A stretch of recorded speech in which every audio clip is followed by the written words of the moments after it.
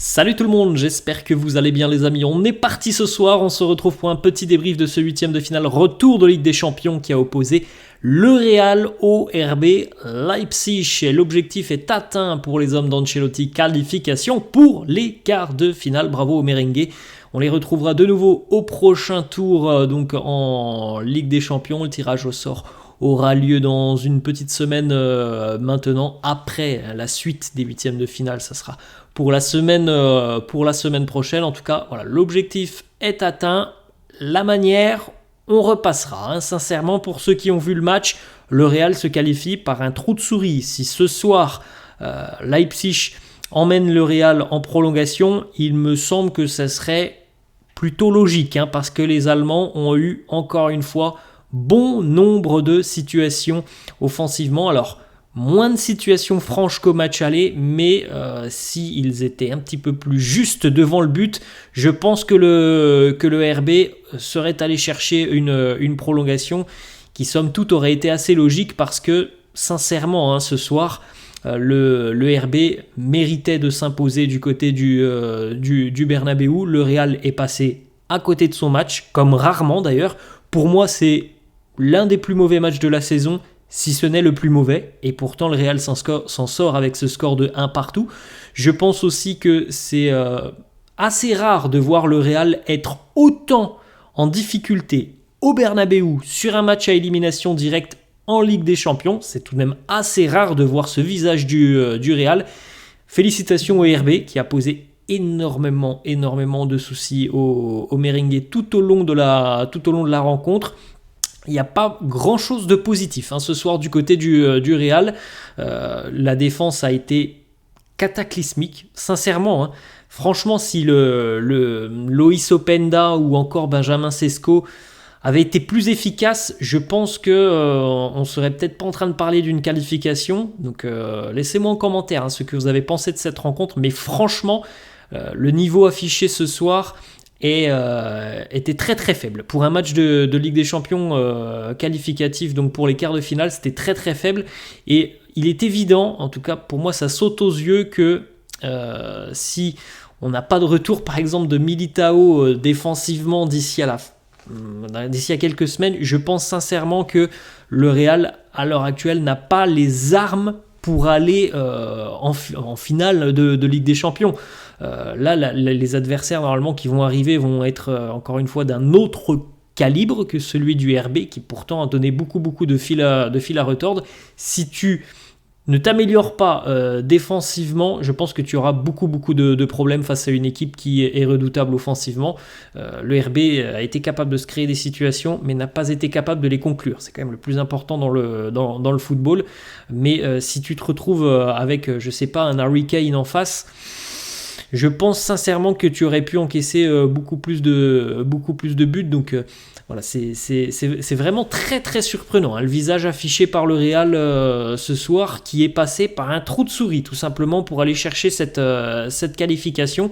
Il faudra faire mieux, c'est une évidence. Il faudra faire mieux en quart de finale parce que ça ne passera pas. Je pense ce genre de prestation face à un adversaire qui offensivement sera beaucoup plus à l'aise que le RB. Alors évidemment, vous allez me dire, tout dépendra encore une fois du tirage au sort. Oui, c'est une évidence, mais quand on envisage d'aller au bout en Ligue des Champions, ça me semble quand même très très compliqué si on a une défense qui nous sort des prestations comme aujourd'hui.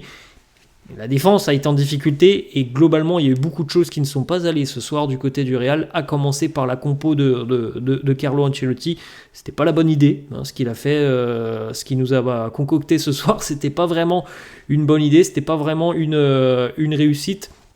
Et on a vu un Real vraiment beaucoup trop attentiste sur cette rencontre et qui franchement a été pris à la gorge par une belle équipe du RB. Le score final 1 partout, Vinicius qui ouvre le score, c'est l'une des réussites de cette rencontre. Le but, en tout cas la chevauchée de Jude Bellingham, la passe décisive de Jude pour Vinicius qui est magnifique. Quelques minutes plus tard, c'est Orban qui marque de la tête et puis ensuite ça a été la souffrance jusqu'en fin de rencontre. La souffrance, la barre transversale de Dani Olmo à la 93e minute, des situations plus ou moins chaude sur le but de Andriy Lunin, une équipe du Real qui n'arrivait pas à s'en sortir, une équipe du Real très souvent en retard. C'est pour ça qu'on a vu beaucoup de fautes, par exemple Toni Kroos en retard sur des duels, Tchouaméni par exemple, Nacho, alors sur le but encore une fois il n'y est pas du tout. On a un Rudiger qui a fait je crois 2 sauvetages quasiment miraculeux sur la ligne en fin de rencontre. Franchement, voilà, ça a été très très compliqué défensivement. Il faudra absolument montrer un autre visage sur les quarts de finale, parce que là, comme je le dis, je le répète, hein, pour moi, c'est un mini miracle ce soir que le Real n'aille même pas en prolongation, que le Real, en affichant ce visage ce soir, réussissent tout de même à se qualifier. Pour moi, c'est un mini miracle quand on voit cette prestation. La timeline de la rencontre, alors quand on regarde la timeline, on se dit bon, oui, il n'y a pas eu une énorme domination du RB. La timeline n'est pas forcément hyper représentative de ce que l'on peut voir quand on regarde la rencontre. Alors par contre, on peut très bien le voir au niveau des barres du Real, donc de la domination du Real. C'est rien passé en première mi-temps. Alors la première mi-temps, franchement, c'était ennui mortel, que ça soit du côté du Real, quelques situations du côté de Leipzig qui n'ont pas forcément été très très bien négociées, mais alors il ne s'est rien passé en première mi-temps. En seconde mi-temps, mis à part le but de Vinicius, on a eu 2-3 petites incursions en toute fin de rencontre. Sinon, ça a été quand même une domination assez importante du RB. Alors, comme je l'ai dit, le gros problème du RB, c'est la finition. Ils ont réussi à créer des décalages, à se retrouver dans la surface de réparation ou aux abords, mais au niveau de la finition, c'est catastrophique. Ce que nous fait par exemple Loïs Openda ce soir, et tant mieux pour le Real. Mais voilà, cette équipe du RB a posé énormément de soucis par rapport à son bloc aussi en première période. Ils étaient très très bien organisés, ils n'étaient pas forcément sur un pressing haut, mais ils étaient assez bien organisés sur le terrain. Et c'est une équipe du RB qui laissait que très peu d'espace, et au final le Real n'a pas pu exploiter pleinement ces situations offensives. Et cette équipe du RB, elle, comme d'habitude, on en avait parlé d'ailleurs ce matin, en attaque placée mais aussi en phase de transition rapide, elle a fait très très très très mal sans avoir l'efficacité au bout. On regarde les stats complètes de la rencontre. Les expected goals côté Real 0,69, les expected goals côté RB 1,10, 20 tirs pour les Allemands, 4 tirs cadrés. C'est là que c'est un gros problème pour le RB, tant mieux pour le Real. Mais comme je l'ai dit, voilà, si c'est une autre équipe en face, c'est une équipe qui a un attaquant qui est un vrai finisseur, je pense que tu prends plus qu'un but. Et donc heureusement pour le Real que Openda et Sesco ils n'ont pas forcément l'expérience du plus haut niveau. Ce sont encore des jeunes joueurs, et voilà, ils n'ont pas été juste devant le but. 11 tirs pour le Real, 3 cadrés.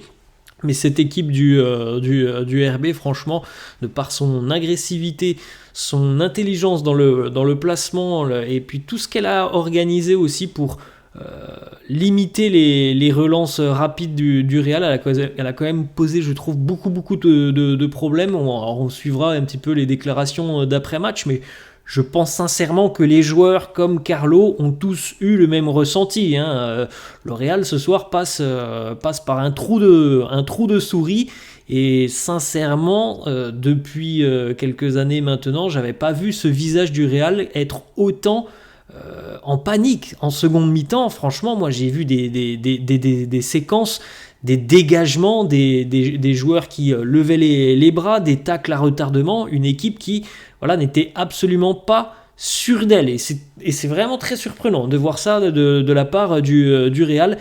Pas beaucoup de choses à noter positivement ce soir. La passe D de Vinicius, la passe D de Bellingham, le but de Vinicius, l'activité de Bellingham qui est quand même assez intéressante, le match de Lunin, les 2 sauvetages de Rudiger. Sinon, je trouve franchement que la compo n'était pas la bonne pour Carlo. D'ailleurs, il a fait un changement à la mi-temps.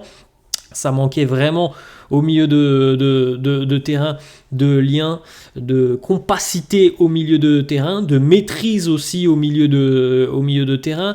Ça manquait aussi d'un point fixe en attaque en numéro 9. Et puis maintenant on le dit depuis quelques temps, mais Nacho, Voilà, je pense que là, Nacho, il a de nouveau montré ses limites et la compétition va continuer à croître, à devenir de plus en plus compliquée. Et franchement, je suis pas sûr que le Real puisse aller très très loin avec Nacho en charnière. Donc il faut espérer le plus rapidement possible un retour d'Eder Militao, mais il revient d'un an de blessure. Donc comment va revenir Militao s'il revient et que le Real est encore en Ligue des Champions? C'est une question que l'on peut se poser, mais en tout cas, moi, je pense sincèrement que si le Real affiche de nouveau ce visage sur les quarts de finale, ça sera très très compliqué d'imaginer que les merengues puissent poursuivre l'aventure en LDC. Tant mieux, le Real est qualifié, mais franchement, au niveau du contenu ce soir, c'est l'un des plus mauvais, si ce n'est le plus mauvais match de la saison. Voilà les amis, la fin de cette vidéo, j'espère que ça vous a plu. N'hésitez pas à me laisser en commentaire ce que vous avez pensé de cette rencontre. Je vous laisse, je vous dis à la prochaine. Ciao.